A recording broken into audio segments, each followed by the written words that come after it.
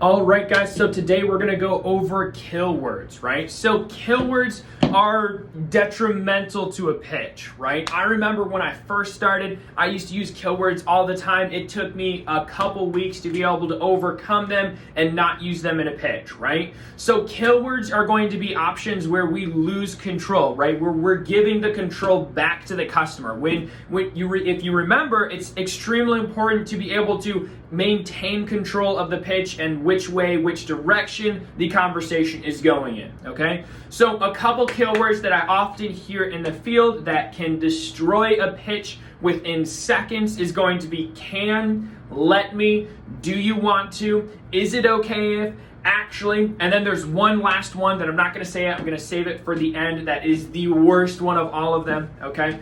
So can, right? Can you grab your driver's license? Or can you do this today? Or can this and can that, right? Can is giving them an option to say the word no, right? We never want to ask a person a question that has a yes or no answer, right? Yes being a good thing and no being a bad thing, right? As soon as we ask a customer something like, can you do this today? All of the control just left our court and we've put everything on them, right? Now they have the option. If they say, yes, yeah, I could do this today, awesome, you've won.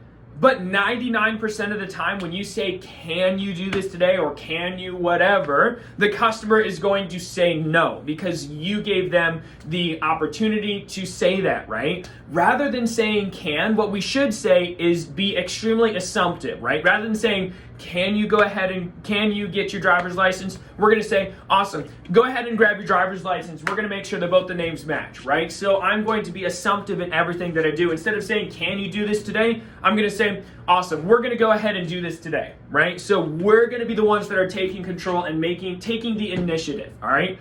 Let me. Let me is another kill word. Let me is asking for permission. Again, it's polite, right?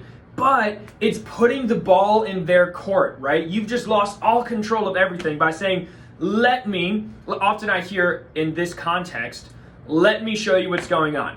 Sure, it's only gonna be about 10%, difference rather than saying, I'll show you what's going on, especially for when we are doing a turn and burn. Lots of times I'll hear the rep or the person say, let me show you what's going on, which again is asking for permission, which is nice, but not really going to get people back over to the table, okay?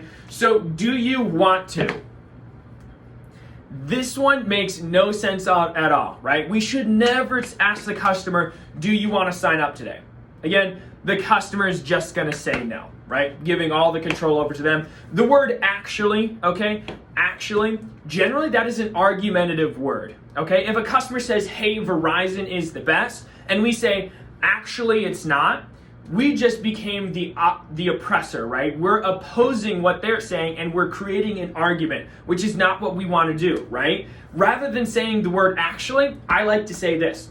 The cool thing is, right? So if a customer says, hey, Verizon is the best, I'll say, instead of saying actually they're not, I say, awesome. So the cool thing about today is I'm sure you probably already know, right? Verizon and AT&T have been neck and neck when it comes to phone service for years, right?